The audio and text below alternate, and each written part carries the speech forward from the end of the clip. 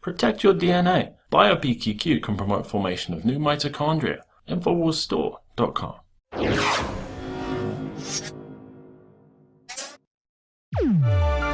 Welcome back. Now joining me in studio is Margaret Howell. She is a former RT correspondent and now host of the Lip TV, joining us for the News Blitz. Welcome. Hi, Lee Ann. Thank you for having me. It's exciting. Well, let's get into it. I mean, so many great stories out there showing you the insanity of what is going on in the United States today. Now, one of the things that we're dealing with a lot here is just, assault on the freedom of speech. We're seeing this left and right at college campuses, institutions of higher learning across the United States, which is just insane. But now there's a big story on the Drudge Report about the tech giants, Google, Twitter, YouTube, all now working with the European Union to tackle this issue of hate speech online. So they're saying, free speech isn't hate speech. What do we think about that when you're now working a code of conduct with a foreign government?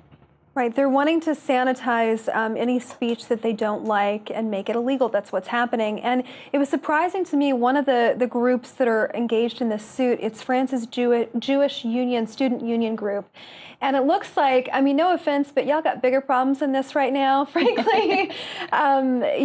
France is under siege. It has one of the largest Jewish populations in Europe, and they're fleeing in mass numbers. They've lost nearly half of their population in the past 15 years. They have an internal refugee crisis going on, and this is what this group has decided to target. I mean, everybody is annoyed with Holocaust deniers and homophobes on YouTube, me included, but seriously, we might have a bigger issue on the table than censoring the homophobe on YouTube or the sexist. I know you probably dealt with this. We all get our fair share of hate online, but we've got free speech in this country. Right, and that's one of the big things that makes this country so great, and we're seeing it continuously under assault. And the fact that I'm looking at this now, they're working with the EU, so we have these huge corporations that are basically a public utility at this point, going around the laws, the Constitution, to work on combating hate speech. And so now we've seen on Twitter, they've created their Trust and Safety Council,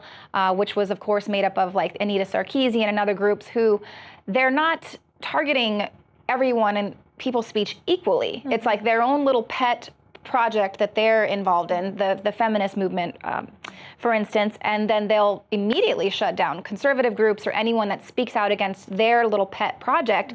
Meanwhile, ISIS and these other terrorist groups or, Black Lives Matter, people putting out a whole different kind of hate speech, they're just they're out there free to roam. You and I were talking about this off camera. Speaking of ISIS being able to use social media on that platform however they see fit, there was a story that was picked up by the Washington Post where an ISIS fighter who was actually a German national was trying to sell his Yazidi sex slaves on Facebook. Apparently he needed the cash. He was trying to get one sold for $8,000. It was eventually taken down, but he's okay. Whatever he wants to say, this German national, given refugee status, is now in Iraq trying to sell his sex slaves on Facebook. He's fine. But, if you're a Trump supporter, if you have anything to say in regards to being pro-life, you're a bigot and a hater, you have to go. You might also find yourself the target of an IRS audit as well. It's just being shut down. Yeah, no, and they will shut you down expeditiously. It doesn't violate their terms of service.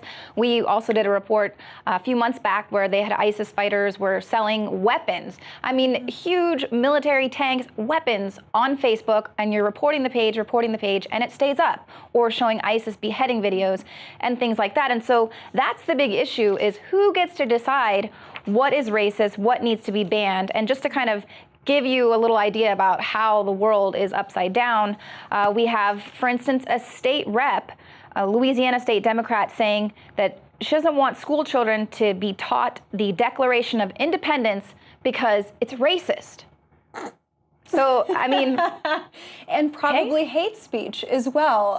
How dare we? How dare we think that we have this idea, this concept of the independent... The Bill of Rights, for that matter, that's probably racist too while we're at it. Do we know her because name? It was created so long ago. And we should probably put her on blast while I'm thinking about it. State Rep Barbara Norton.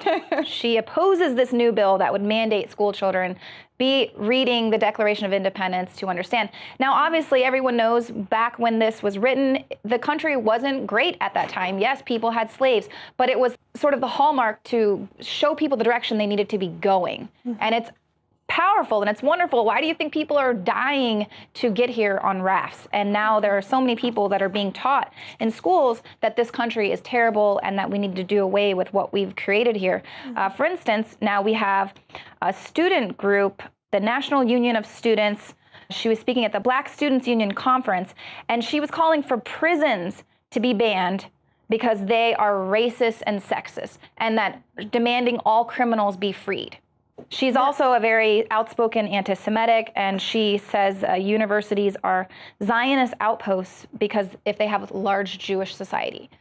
So we're seeing an assault that's, in my opinion, really unprecedented. We haven't seen it in quite some time like this on the Jewish people. And it was shocking to me, taking this back for a second, that we would see a student group be on the wrong side. But, just in this case, we're losing them incrementally. So hate speech, we're making the Declaration of Independence hate speech. What's next?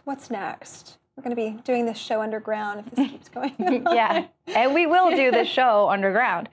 And that's, we talked about one of the ISIS jihadi recruiting magazines, their big glossy propaganda magazines that they have. And one of the things that they were kind of offering up this advice to people out there who are wanting to recruit for jihad, they were saying that these young students, these activists on campus are like the perfect place to go because they are fighting the common enemy, which is the West. Right, and the ability to think for yourself. We don't really want educated people, and we certainly don't want people thinking for themselves, but that's interesting to think that you could radicalize on a college campus more easily than any other place. Just talking about, in the spirit of saying things that are a little bit outlandish, I want to take you to this story about Eric Holder. The Guardian picked up this story. Eric Holder apparently was found praising Edward Snowden, and I nearly fell out of my seat when I read this. And just to take you to his quote, I don't have a quote card, but just he says that basically Edward Snowden performed a public service by raising the debate that we engage in, and by needing these changes to talk about government surveillance. About them precisely. And no, he's just to clarify, he doesn't like Edward Snowden. Let's not fall on the right side of history here. We shouldn't do that. He says that he's not saying that what he did wasn't inappropriate and illegal, because those were inappropriate and illegal things. Telling people the truth, that you should never do that as a practice in general.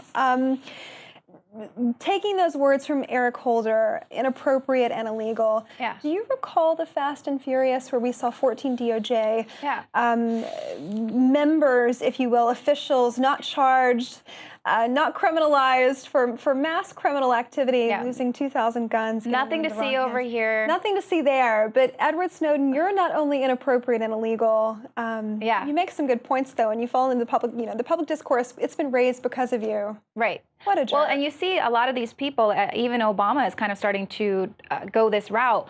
Once they're out of office and they're back in the real world and they have to worry about their families and their children growing up in the world that they're helping to create, they're realizing too, wow, this surveillance, it's ubiquitous, it's everywhere. And they're going to come after me, they're going to come after my children. So, we might want to rein it in a little bit because, they're not... But yeah, Eric Holder coming out with Edward Snowden, running guns across the border is not illegal. It's totally okay in this Wally world that we're living in. What is happening here? Eric Holder, the forever moral standard bearer of all things right, doesn't he work for the financial services industry now? Yeah. He's representing big banks and he's definitely continuing on that path of just... Yeah, well, this is what you do. You sort of set yourself up for what's next. And so this is the world we're living in. We're actually now starting to see the left turning against their own. These extreme leftist groups are going after Bernie Sanders, storming his stage, as well as Hillary Clinton. We saw the Sanders stage stormed for the first time with the Black Lives Matter movement. We actually had to step aside and just let protesters talk at his rally, because that's what you do, I guess, when you're Bernie Sanders. Speaking of the lack of violence on the right, Trump had a biker rally for veterans in celebration of Memorial Day this weekend. I was in D.C., 700,000 to 1 million bikers descending on the city. Not a single violent incident, no arrest. But they're still going to try and push that narrative that this is where the violence is coming from. It's absolutely insane. Well, so good to have you in studio. Thank you for having me. Thank you.